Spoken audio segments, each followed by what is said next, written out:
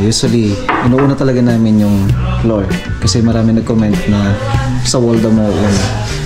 Siguro ibang pamamaraan yun. Pagkakaiba naman tayo na diskarte, pero para sa amin ganito talaga. Kaya nga sabi ko sa inyo noon, hindi kami naglalagay ng saktong 60 cm para dito.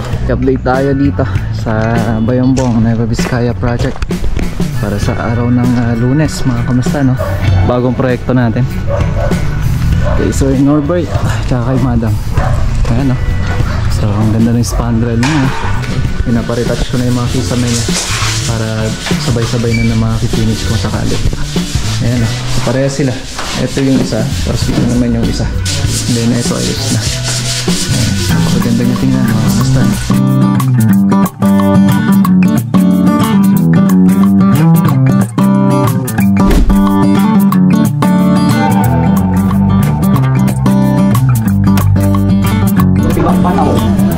Magandang umaga, mga kamusta na.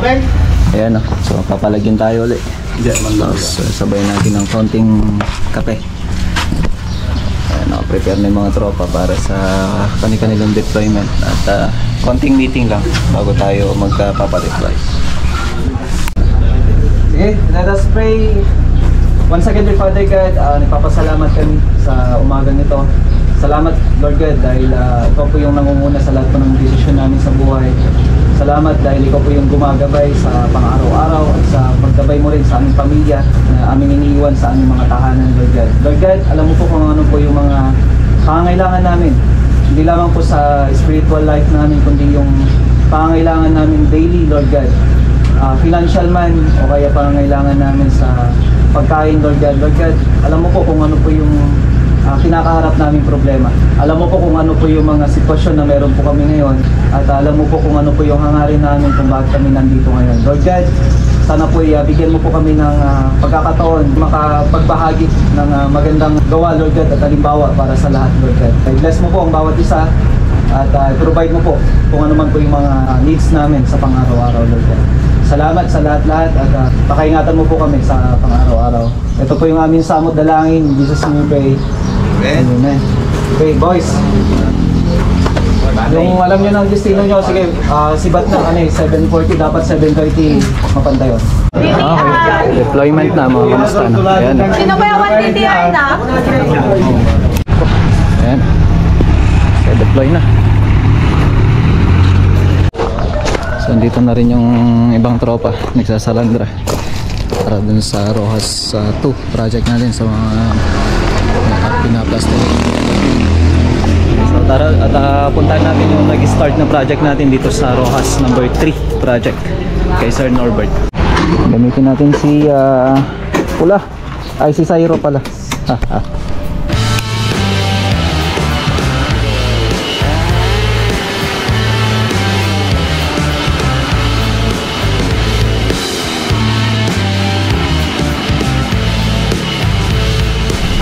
Dito na tayo sa bagong proyekto natin kay Sir Norbert tsaka kay Madam. Ayan, no? So ang ganda ng spandrel niya. Ito may cove siya na tawag nito Hardiplex. Ayan, dito si Uncle Jong tsaka si Brent. Ayan, so tapos naman na yung mga kisame nito. Baling gagawin natin dito painting works, mga kamusta, tsaka tiles. Pintura para sa kisame, yung wall niya, tapos yung tiles, ganun din dito sa kabila. Yan, ito yung gagawin natin ngayon. So bali, magkukuskus tayo ngayon. At the same time, preparation. So gamit natin dito syempre yung boss stick natin. Yan, no? Boss stick El General para sa ating mga dugtungan, mga kamusta. Yan ang gagamitin natin. Pero for now, gagawin muna nila, magra-grind yung mga nakaumbok na mga rivets, mga kamusta. So pag mga nakaumbok yan, dinadagdagan natin ulit ng panibagong rivets, pinapatabihan natin para siguradong yung nakadubog. So ang gagawin pa dito, gra-grind din natin tong wall, babalasbasan natin ng number 36, tapos diretso preparation na. Ito kasi lalasunin pa. After nung lason, then primer tsaka masilya ka agad. Ha? So, tinabis ko muna yung mga pintuan, no? Para safe tayo. Yan. Ito yung number 1 na kailangan lagi inaalagaan ang mga pintuan mga kamusta na. So tara. At diretso na tayo dito sa Rojas number 1. Ay, number 2 pala. Let's go.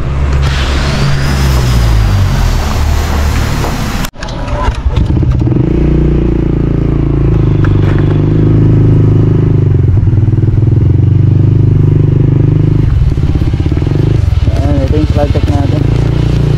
KLMC. So yung project naman natin dito, magkalapit lang. Nasa kilometro. Wala pang 1 kilometro to. Ayun na siya. Nagamit pa yung project natin. Katapat lang ng MNC. Mga kapatid.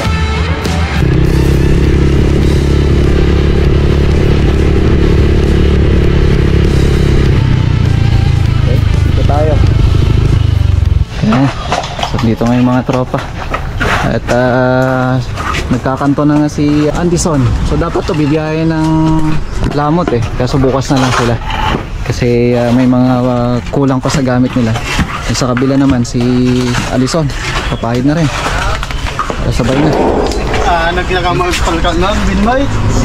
Pasok tayo dito sa loob. Ayun. So magtatiles na yung tropa ngayon dito. So may ating lababo. So tingnan natin. Ayun no. Talaga ni Mavs. Si Mavi Ang draway natin. Yung isa na lang sasalpak. Ayun. Kulang na lang kondisyon yan. Uy. Ay, pull out pala to. Pull out pala yan. Yan yung condiments tray na. Ayun, ang tindi. Diba? Napakaliit nga lang. Pero kung makikita nyo, kahit maliit, kung pwede natin i-organize, mas organize. Ganun din sa hanging cabinet natin. Gagawin na lang doon. Para dito, mga kamusta na. So, yun, naggandahan talaga ako dito di ba? Back and back. Back and back. Magkabilaan yan. Back to back, sabi nga. Sa kanan, meron din sa kaliwa. Ayun. Napakaganda. So, yung ginagawa ni Mavi para hindi masira yung pintura natin. Then dito, pinapamasigahan ko na rin to. Yan, yung kisame natin dito na ginawa natin last time lang. Then papakuberan na natin yan para maganda na. So dito, ang gagawin pa natin dito, kakabit lang naman natin to. Sasalpak lang yan. And then, yung kanyang cabinet pa dito. So yun ang isusunod nila. Pero sa ngayon, ang gagawin nyo Mabs, yung tiles. Oo. Dito. Oo. So, ayos na tayo dito mga kamusta. Balikan na lang natin kung mamaya. Ikutan din natin. At pupunta tayo sa Uno Quezon. So, lalo na project natin.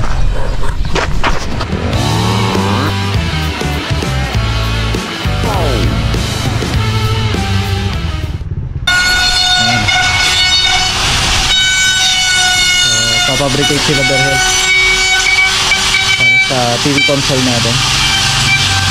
Green Grove lang naman ang ganyan, dadaanan ng wire. Yan ang ginagawa nila.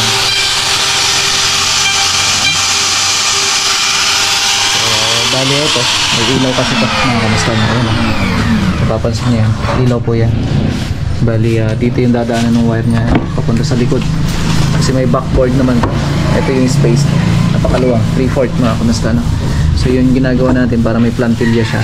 Kung sakaling hindi maganda yung wall, may plantilyahan tayo na halos 3/4 na. So dito naman, ayan si sir. Okay. Pinaparetouch ko na yung mga kisame niya para sabay-sabay na makikinish kung sakali. Ayan so pareha sila. Ito yung isa, tapos dito naman yung isa. So meron tayo dyan nagkabilaan. Kasi ito naman sa ibabaw mga kamusta na.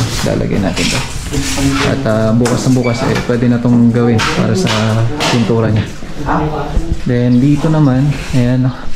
So nililihan na lang natin to at konting habol pa para sa kisame. Then ito ayos na. Ayan, napakaganda niya tingnan mga kamusta na. Pag nandito tayo. Yan. Ayos na. At ito na yung isusunod nila Berhel na gagawin kung sakali. Pagkatapos lang kasi sasalpak lang naman na nila yon. Then ito na tayo. So may ating kitchen cabinet na. proceed na tayo kaagad dito. So yung plano nito meron naman na. So bali kakabit lang naman na kung sakali ma-assemble kaagad. At bago natin siya itatiles ulit. So unahin muna natin yung cabinet. Okay. Then dito may papagawa ako sa tropa. Papabaklas natin tong yun. Itong tangke na to. Baklas natin yan para maalis na. Kasi yan, kung sakali kukunin natin to, dadalhin natin sa Quezon. Pero yung bakal niya kanyan, kukunin pa rin ni madam. Okay. So unti-unti natin yung baklasin mga kamasta na para magamit pa. Yan. So ayos na. So tara. At mamaya babalikan din natin sila.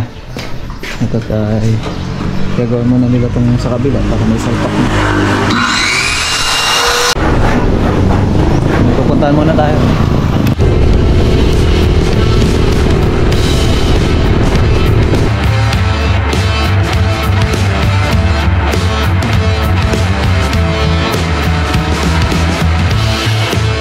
Ano, so nakaprepare na. Ayan, bumalik tayo dito para makita yung ginagawa ng tropa. Ayan, so papamoldurahan pa natin to pagka natuyuan na para malinis. Prepare na rin to.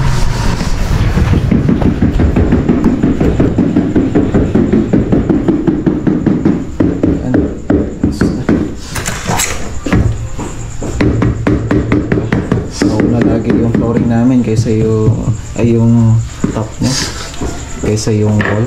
Ito lang yung paraan namin basta.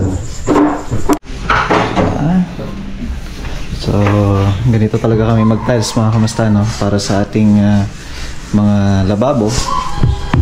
Usually inuuna talaga namin yung floor kasi marami nag-comment na sa wall daw mo una.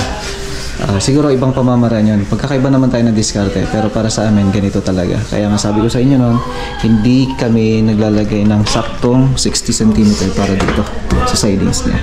Tingnan nyo, naka 45 kami mga kamusta. Kanto mesa. Ito 120 by 60 yung gamit namin dito. Diba? Ayan, 120 by 60 ho yun. So marble design tiles mga kamusta. Okay, tingnan natin yung dimension niya. Ating tiles mga kamusta. Ayan o, ayan, lumabas na yung 60 cm natin. Kaya ang sabi ko sa inyo, hindi pwedeng sakto yung 60 cm dito kasi kailangan natin ilagay sa sidings na. So tingnan natin yung height naman natin mga kamusta. Ayan siya, sakto 85 cm. So yan po yung height natin mga kamusta. So gumamit tayo dito ng 120 by 60. So tile adhesive natin ABC po yan mga kamusta, para siguradong kapit na kapit. Dito tayo sa likod. Ayan, so layout na kami dito.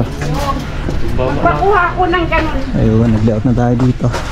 So akyatin pa natin yung taas nun para sa pag wala ko nang pagsimplan ko doon. Okay. So tatapusin na nila yung bintana, tapos momoldurahan na yan. Bukas kung sakali pwede na nilang moldurahan. So tara. Binso, I love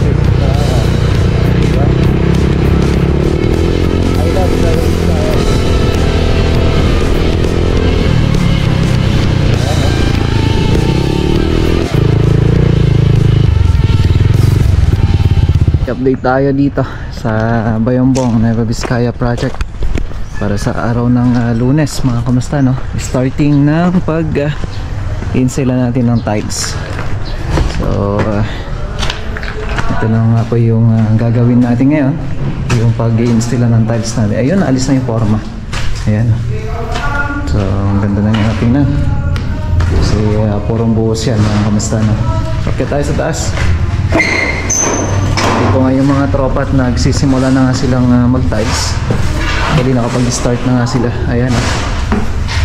Ayun. Ayun.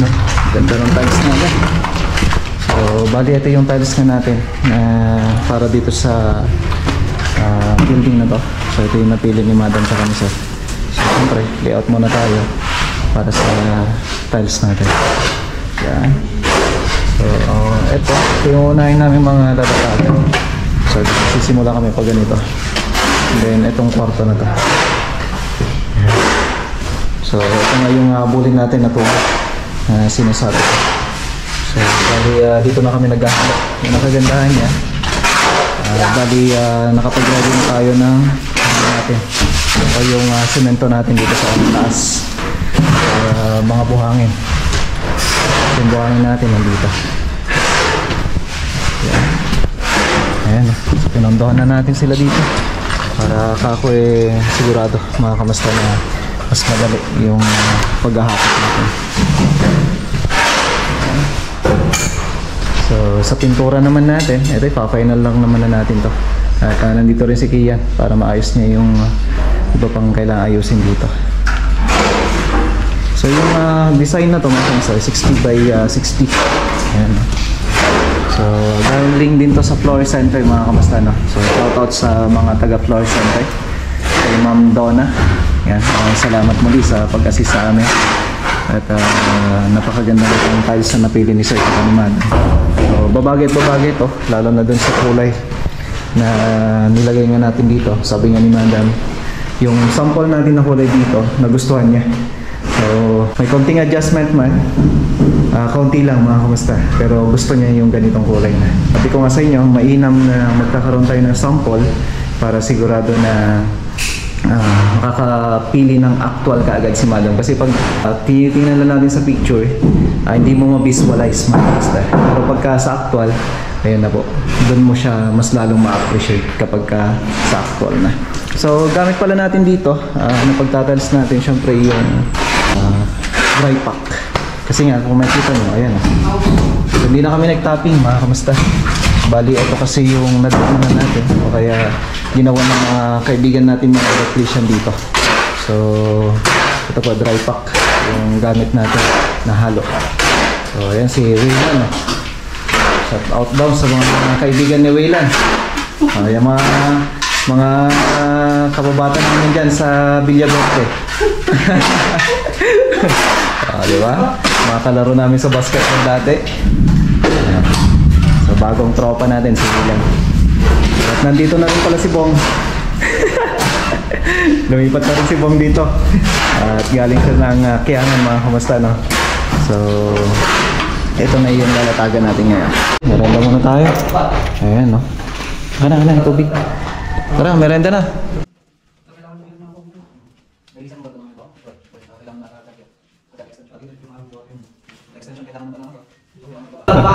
Okay, so tara na, uulan na mga kamusta, no?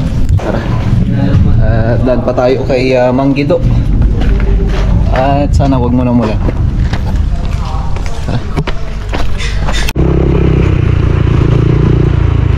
Pauwi na tayo ng para sa oras mga kamusta. Kasi kailangan natin umuwi kaagad kasi lakas ng ulan. Actually nabutan nga ako ng ulan. Buti may raincoat ako kaso hindi enough mga kamusta, no? So ayan. Ayan, uulan na. So hanggang dito na lang din yung video natin mga kamusta. Maraming salamat sa pagsama niyo sa akin sa maghapon. At kita-kita tayo ulit bukas. Ingat po kayo lahat. God bless everyone. Bye.